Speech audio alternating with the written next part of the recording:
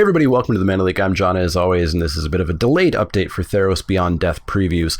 Of course, I was relatively busy Christmas Eve, Christmas Day, and Boxing Day, and so I wasn't able to get videos out for those specific reveals. Luckily, it was only one card a day, and that's all it's been this week. Next week, the floodgates are going to open, and we're going to get a lot of previews, so you can probably expect a preview update video every day next week and the week after. But let's get started first with our Christmas Eve present, which was Klothys, God of Destiny. Klothys, God of Destiny, is 1 red-green for a legendary enchantment creature god at Mythic. She's a 4/5 with Indestructible. As long as your devotion to red and green is less than 7, Klothys isn't a creature. That means for every mana pip that you have, every green and red mana pip, if you have less than 7, she is not a creature. It's just her next text that will be applicable. She's still indestructible as an enchantment, but then if you do hit 7, and she herself applies too, you've got yourself a 4/5 indestructible. But she does more at the beginning of your pre-combat main phase. Exile target card from a graveyard.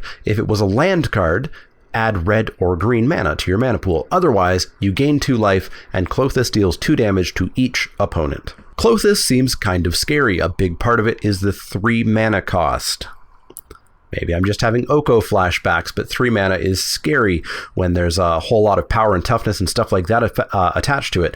Now, getting to 7 isn't necessarily the easiest in a lot of formats. I think Commander and Limited are probably going to be the big two where you're going to have a board of stuff and potentially have her really, really online. And in Commander, she's probably the scariest because gaining 2 life and having her deal 2 to each opponent, that's a whole lot of life damage, but of course in multiplayer Commander, it's only going to be happening once every 3 to 4 turns, so she's probably not going to be, crazy overpowered. I'm a little bit afraid of her in Limited, because in Limited, red-green is presumably going to be an aggro deck. It always is, which means you are going to be sitting there facing down Klothys, and she's going to be attacking you with creatures, and you need to take the damage from those, or you need to kill them, in which case she's going to exile them and deal 2 damage, as well as exiling yours. She seems like a super powerful card. Maybe a little bit too janky to be, backbreaking in Constructed, but I'm afraid of her, and I'm going to start her at a pretty high grade when we get to the set review time. On Christmas Day, we got to learn about a reprint of a card. We got to see Gary. Gary's back. Grey Merchant of Asphodel, commonly known as Gary, is a 3 black creature zombie at uncommon. It's a 2/4, and when Grey Merchant of Asphodel enters the battlefield, each opponent loses X life, where X is your devotion to black. You gained life equal to life lost this way. Grey Merchant, if you weren't around the first time, was a terrifying card in Standard. There was a mono black deck heavily built around things like Pack Rat, which copied itself, so every token had a black mana symbol. Things like Underworld Connections, which was an enchantment that enchanted your land, so it was pretty hard to interact with. You had to have explicit enchantment hate.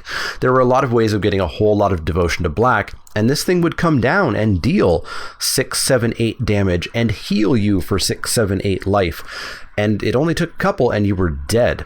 In Limited, I don't remember it being as insane as it was in Constructed. It was still a very good card and a card that you could reliably first pick, but in Limited it was a common, which means multiples of these in a deck were a thing. Being an uncommon, it's going to be a little bit less likely to see more than one of these per pod, let alone per deck. So Grey Merchant of Asphodel, happy to have it back. It's a well-known card. If mono black can be a thing in Standard, it will be because of this card. And we have things like a Yara and Cat combo and stuff like that. So I think there's a possibility. On Boxing Day, which is a holiday here in Canada and elsewhere in the Commonwealth, Britain, Australia, etc., we got the Binding of the Titans. The Binding of the Titans is 1 and a green for Enchantment Saga at uncommon. Act 1, each player puts the top 3 cards of their library into their graveyard. Act 2, exile up to 2 target cards from graveyards. For each creature card exiled this way, you gain 1 life. Act 3, return target creature or land card from your graveyard to your hand. So for 2 mana, you get to self-mill yourself and your opponent. Perhaps that's going to be some escape value for you. Unfortunately, it will also be some escape value for your opponent. But the very next turn, if they didn't escape their creature, you can exile it because you get to exile 2 cards from graveyards. They don't have to be from yours. They probably shouldn't be from yours. And then Act 3, you get to presumably draw a card from your graveyard, a creature or a land. You'd have to be wildly unlucky to not have anything to return, but I guess it technically could happen. But yeah, overall, this saga doesn't seem terribly interesting. I don't think I want to highly pick it. Milling my opponent sounds like a very bad plan in this format. That's not something I'm interested in doing. Exiling cards from their graveyard is cool, but that's not a card that I really want to play that much. I'd side it in if my opponent was escape heavy or something, but not really a big fan there. And then returning target creature or land from my graveyard to my hand at random because, you know, who knows. I guess it's not exactly at random because, of course, if this comes down later, you're going to have a bunch of cards in your graveyard already. You should be interested in returning one of those. So if you happen to hit something better off the top, that's just gravy. But yeah, ultimately, this card seems pretty unimpactful in Limited and just as unimpactful in any other format. I don't know where this is ever going to see a home. It looks like it's just draft chaff. So we'll see how it goes, but it doesn't look that exciting. The, I guess, slightly exciting thing is we did, at least as far as I know, learn for the first time that there were Titans on Theros.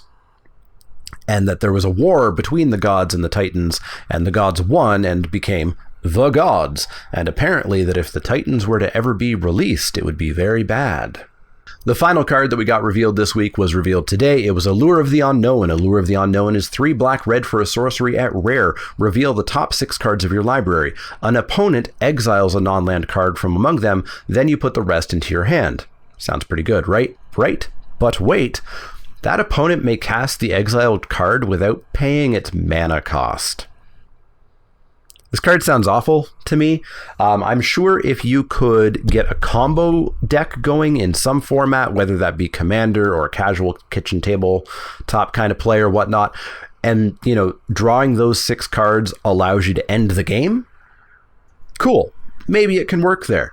But in Limited, in any, you know, burn or red aggro deck that I've ever played, A, 5 mana is ludicrous, and B, drawing 5 cards with your opponent, drawing 6 cards with your opponent taking and getting to cast for free the best card of them, it just sounds horrible. You're paying 5 mana to give your opponent the best card of your top 6, and that sounds awful in every format that I can possibly think of.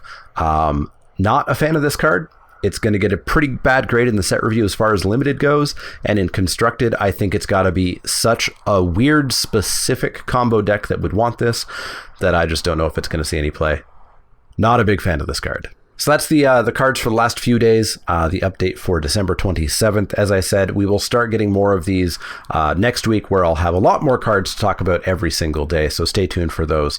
There's a couple that we're going to get over the weekend, so I'll probably do a quick one on Sunday night or something. But yeah, let me know what you think of these cards. Let me know what you think of Allure of the Unknown. I haven't really researched what people are saying about this, other than I have briefly seen it's bad.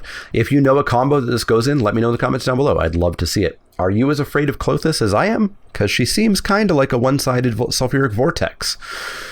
And that's scary. Yeah, let me know in the comments down below. Anything you want to let me know. As always, if you have any questions, comments, or suggestions, you can find me over on Twitter, Twitch, and Facebook. You can find me at patreon.com/ShamanAleek. You can go to inkedgaming.com/ShamanAleek if you want to help the channel out that way. It sends a little referral that they know that you came from me. And of course, the easiest thing you can do is like, share, and subscribe. But if you do have questions, comments, or suggestions, you let me know. Otherwise, I'll see y'all next time.